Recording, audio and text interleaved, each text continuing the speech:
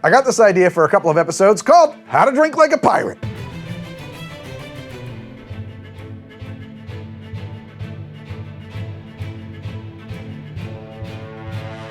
Let's fly!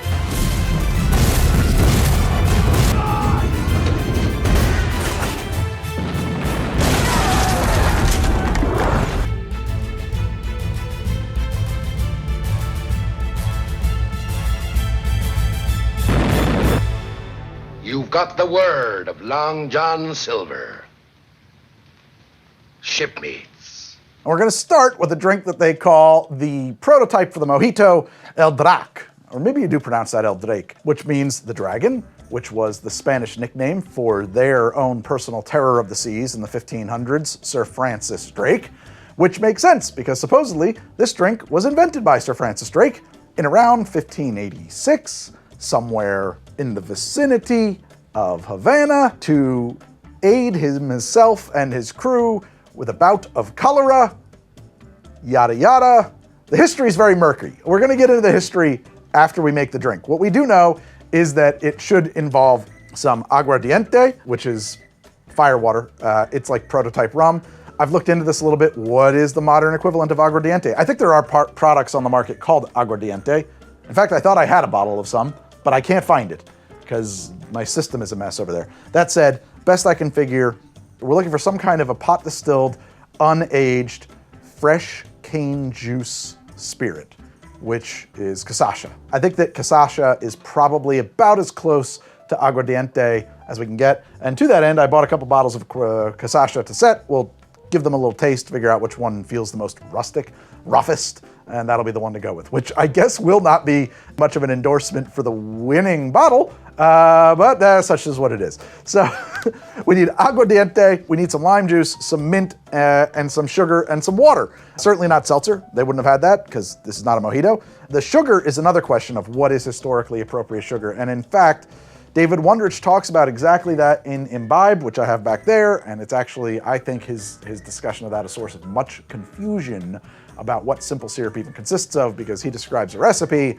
and he says that is attempting to recreate the simple syrup that would have been used by bartenders in the 1860s with less refined sugar available, blah, blah, and it's a 2-to-1 syrup that, if I'm not mistaken, involves demerara sugar, white sugar, possibly some other thing. I'm going off of memory here.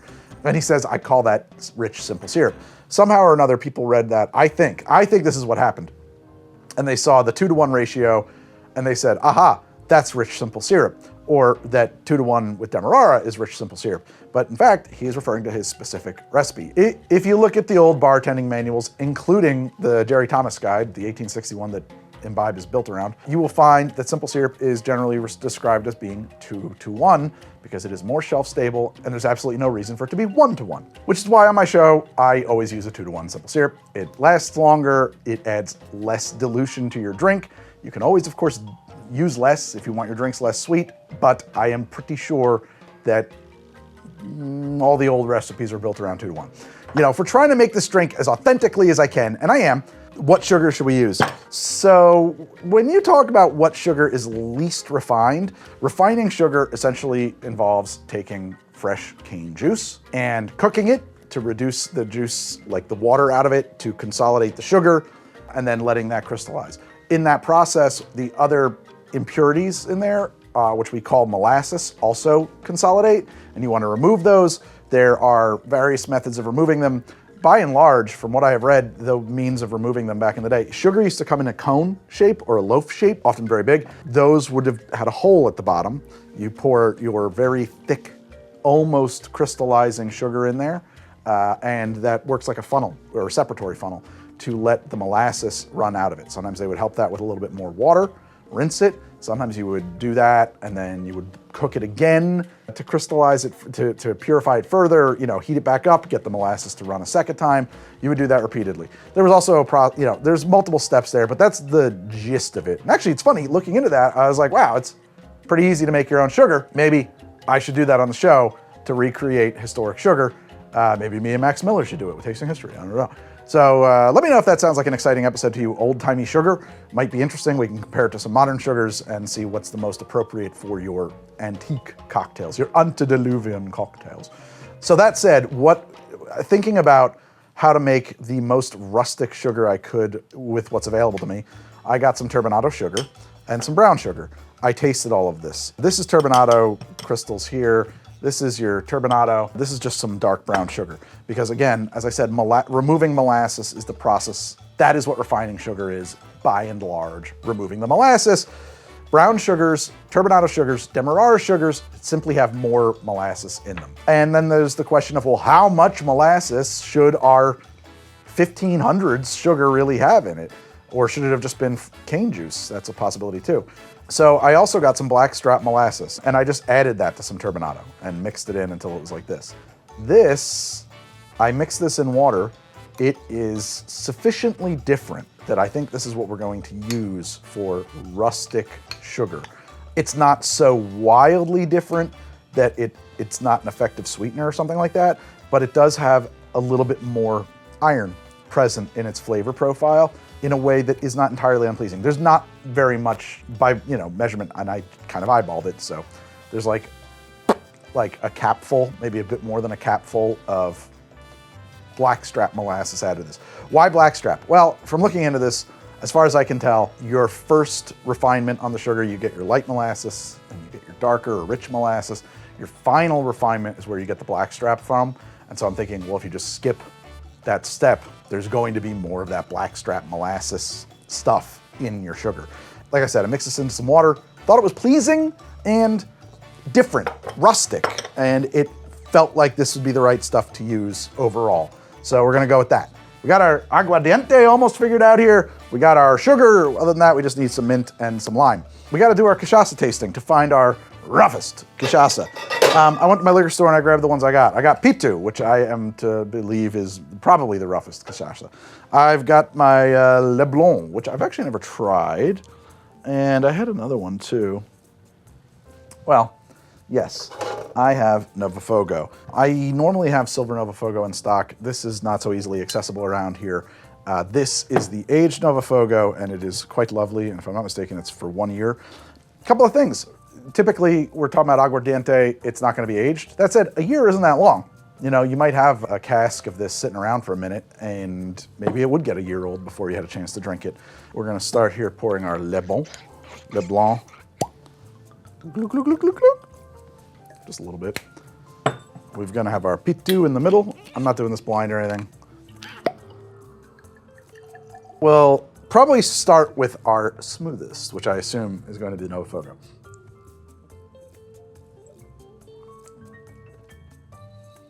Grassy. Actually really delightful. There's honey notes in there, which is interesting. You can taste the oak. I love that. That's lovely. We'll go to the Le Blanc. Le Blanc. Oh, wow. That's got such a sweeter nose to it. Ooh, that might be a guy. That's nice. It's definitely got some funky kind of notes in there. And this is the Pitu. Ooh. That's got Arcu Pitu. Okay. Pitu has left some of the tails in there, which I think is probably going to make it the most accurate. That's got some real nail polish and wet dog vibes. That's the guy. Ah! All right, we're going to have some fun here. Sir Francis? All right, we're going to start with 2 ounces of that. And so remember, too, this would have been mixed in a way to make it taste good. Like, whatever it takes, right? Like, that's what the goal was. They thought this was some, in theory, spirits were regarded as, like, sort of medicinal. Certainly in 1586, they were rare and hard to come by. At the very least, they were nicely inebriating. But they were difficult to drink. There was no real plan to appreciate the spirit here. There was a goal to get it down. That was your medicine. I'm going to add twice as much water, so 4 ounces of water. I'm going to add a couple spoons of my funky molasses sugar here, my juice of a blackening lime that is definitely going bad. I shouldn't have just left it in here, but look at that. Limes are incredible. They're kind of self-preserving in my opinion. They just stay nice inside. Yeah, that's fine. I'm gonna squeeze it and then I'm gonna dump the whole thing in there too.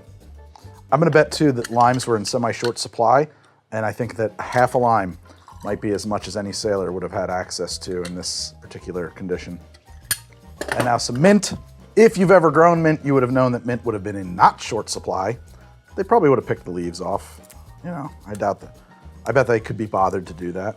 But as I was saying, mint not in short supply, so this is probably the best we're gonna have to make this drink palatable. Let's go crazy with it, right? And then we're gonna get it with our stick here. And just, oh, I kind of overfilled this, huh? I might need a bigger vessel. We're gonna have a hard time with that. Maybe we use something like this, a lele stick. We can't use ice. That's the thing. Certainly they did not have that. I want to do my best to get that sugar dissolved. It's funny, they talk about this being like the prototype for the mojito, and I can kind of course you can see that with the mint, lime, and sugar, but it also, for various reasons, reminds me of a minty caipirinha. Now, this is supposedly El Draque. That's pretty pleasing, honestly. That's nice. It's actually, I think I got the sweetness level about right. It is not supremely sweet, it's not cloying. Flavor perception is oftentimes very tied to temperature.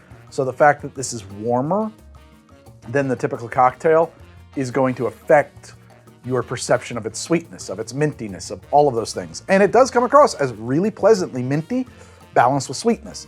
I think that I would have preferred a little bit more lime, but I'm sticking to my guns and thinking that limes would have been a lime for every sailor, a whole lime, maybe. We'll probably throw an extra lime in here before we're done, but I don't know.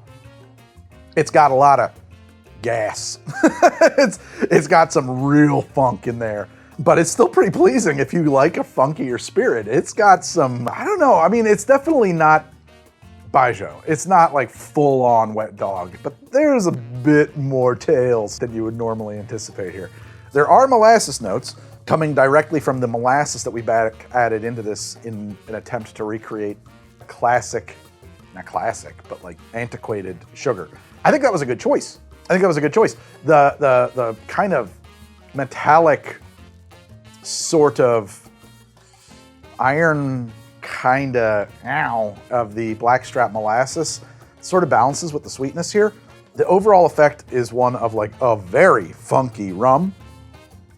I gotta tell you, if it was brutally hot and I'm in the Caribbean and I can't get ice, we're gonna take that as a given, I would have appreciated this. This would have been a very nice treat. A downright dessert. Let's see what happens when we throw the other half of the lime in there. I think you're putting the whole lime in. I don't think you're wasting what's left over in that lime, in those peels. Like, they weren't dumb. They could see that. I think you're putting the whole thing in there. And in fact, you're probably getting less juice out of it than that because they wouldn't have had a beehive juicer like I have, or whatever you really call that thing. That said, you know. Oh wow, the extra lime is really nice. Now it really does kind of present as a minty caipirinha. I like that a lot. It was more funky mojito before. Now it's a lot more minty caipirinha. I have no objections to this. El Draque, historically accurate or not bad. Which brings me to the history of this drink, or the supposed history of this drink. El Draque was allegedly created by Sir Francis Drake, supposedly while his crew was recovering from a cholera outbreak somewhere in the vicinity of Havana. There are zero contemporary sources on that whole thing, which leads me to believe that it didn't happen. The earliest mention in print I can find of this drink is in 1833 by Ramon de Palma. He's a writer who was living in Havana during a cholera outbreak. That's 1833. It could very well be that he more or less made that up. The quote that is attributed to him from 1833 comes from during this cholera outbreak. He remarked, "Every day at 11, I consume a little El Draque Draquito made from aguardiente, and I am doing very well." You'll find that quote in a few places on the internet if you go digging around. I don't find anybody really providing any direct link to the text that the quote is from. However, I do know that in 1833, Ramon de Palma wrote El Cholera en La Havana. As far as I know, the quote is in that text. I haven't had access to that text. I cannot read the text. I know that he wrote it, but I can't read it. But this quote's floating around about him it seems likely that it's in there. That said, the legend, and I don't know where the legend comes from, because as far as I know, that quote is all that De Palma said about the drink. So where does the legend come from? I don't know. Maybe people read it and said, what would the history of that be? And they made an assumption about it, right? Like that happens. Like people just sort of fill in the blanks and then they filled them in, and then 15 years later, they forgot that they filled them in and they realized that, that's true, that's the truth. So the legend goes that they're struggling their way through this cholera outbreak, just like our boy De Palma, and Drake either sends some men ashore in Havana or ashore in the Florida Keys, because I've heard it that way as well, or possibly he goes himself to Havana or to the Florida Keys. If you're not familiar, Havana and the Keys are really close to each other. And he finds some local or native medicine that involves aguardiente, sugar, mint, lime, and he brings that back to the ship to treat his men with. Some accounts also insist that the original recipe would include chuchuchuasi tree bark. Again, as far as I know, the earliest mention of this drink at all is 1833. I can find no ship's log, no signed testimony, no broadsheet, no newspaper, no contemporary author, absolutely nothing to back any of that up. So I have no particular reason to add chuchuchuasi to this. I guess I have no particular reason to add anything to this drink. Chuchuchuasi is not so easy to find. Found some extracts of it on Amazon. I don't really want to mess around with that, honestly. If you want to, go nuts. I would imagine it's bitter, and maybe you could get away with just adding a couple dashes of mango to this, which would be nice. So I personally think that none of this is true, right? I don't think that this drink existed in 1586. I do think that the idea that people were combining up firewater, lime, mint, and sugar, that sounds very likely. That seems appropriate. I just question the attribution to Francis Drake. That is probably just some marketing. It does taste good though. I genuinely am enjoying this. That is awesome.